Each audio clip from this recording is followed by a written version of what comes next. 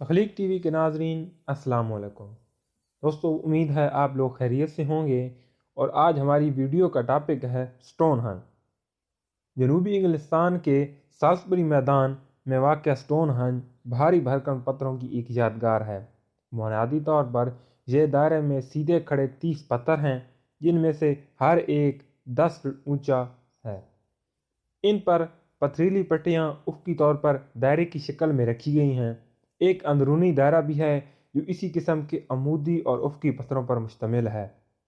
یہ کوئی تعمیری اکائی نہیں بلکہ مٹی، لکڑی اور پتھر سے بنے ڈھانچے ہیں، جن میں 1400 سالوں تک تبدیلیاں اور ترامیم ہوتی رہی ہیں۔ سٹون ہنج 2000 سال کے عرصے میں 3000 قبل مسیح تا 1400 قبل مسیح کے درمیان 3 ادوار میں بنا۔ پھوٹ پھوٹ وقت اور انسانی عمل دخل نے اس سے خستہ حال کر دیا، اور بہت سے پتھروں کی شکل بچوں کے دانتوں جیسی ہو گئی ہے۔ آج تک یہ معلوم نہیں ہو سکا کہ سٹون ہنج کس نے بنایا۔ تاریخ میں اس یادگار تعمیر کا اعزاز قدیم دور کی کئی قوموں کو دیا جاتا ہے۔ مثلا یہ دلکش دعویٰ کہ اس کی تعمیر ڈروٹ قوم کا کارنامہ ہے۔ یہ غلط تعلق 3 صدی قبل ماہر آثار قدیمہ جان آبرے نے قائم کیا تھا۔ جولیس سیزر اور دیگر رومی ادیب کلٹ یا گال قوم کے مذہب کی بات کرتے ہیں جو ان کے زمانے میں یہاں موجود تھا۔ دوستو، اس پتھر کو اساتذہ ہوئے 2000 سال گزر چکے، اور شاید ان کی حالت بھی خستہ حال ہو چکی تھی۔ اور چونکہ ڈروٹ قوم کے لوگ جنگل میں بنے مندروں میں پوجا کرتے تھے، اس لیے انہیں پتھروں کا ڈھانچہ کھڑا کرنے کی ضرورت نہیں تھی۔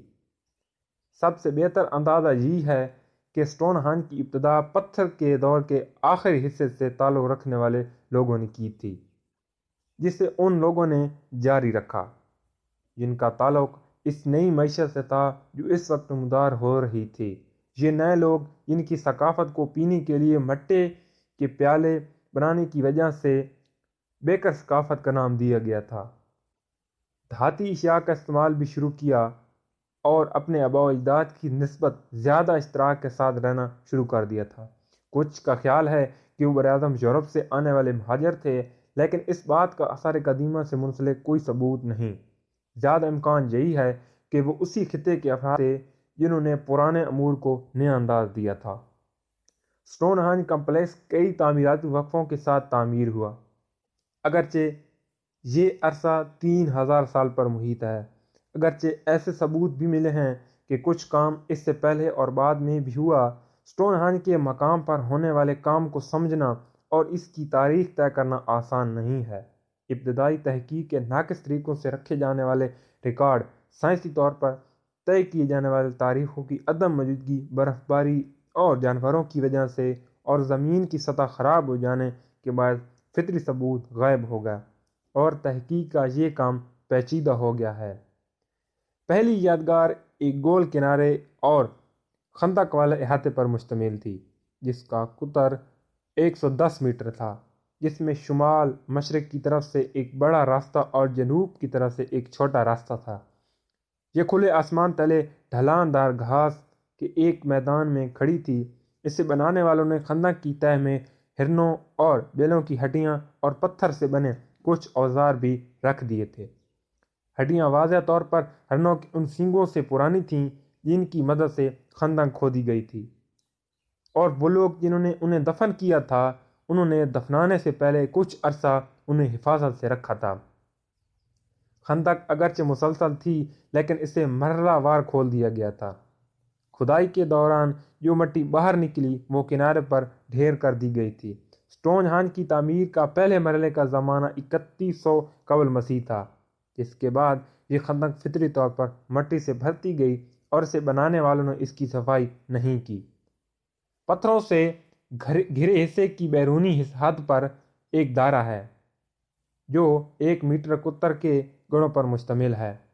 17ویں صدی کے ماہر آثار قدیمہ جان آبرے کے نام پر انہیں آبرے کے سراغوں کا نام دیا گیا ہے۔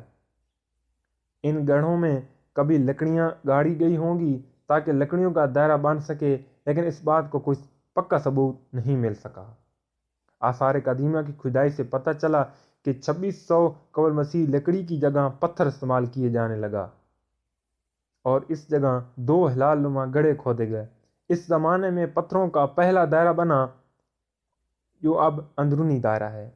یہ نسبتاً چھوٹی جسامت کے نیلے پتھروں پر مشتمل تھا، لیکن تکمیل سے قبل ہی اسے ترک کر دیا گیا۔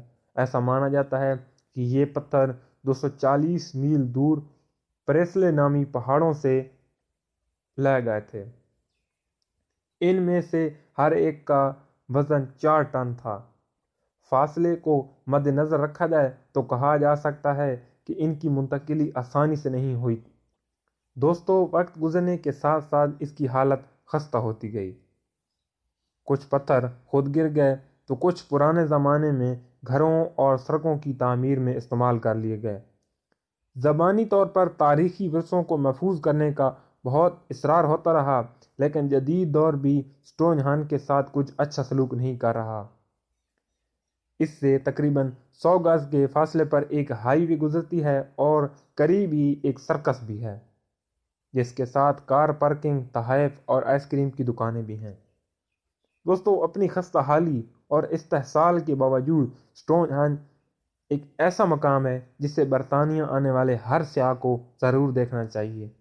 دوستو، اگر آپ کو ہماری ویڈیو پسند آئے تو ہمارے چینل کو سبسکرائب کیجیے اور ہماری ویڈیو کو لائک کیجیے۔ ویڈیو دیکھنے کا شکریہ۔